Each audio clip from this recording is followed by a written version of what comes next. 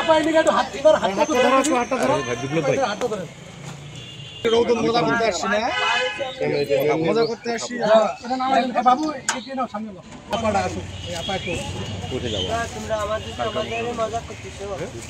হ্যাঁ ও স্যার আমার বলা ঢুক এখানে থানায় আমি পাঠিয়ে দেব।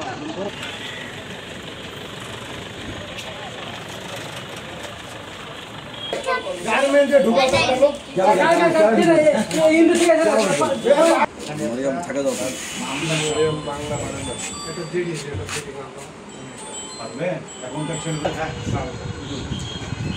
সেটা দাম হ্যাঁ ফোন নাম্বার তো এই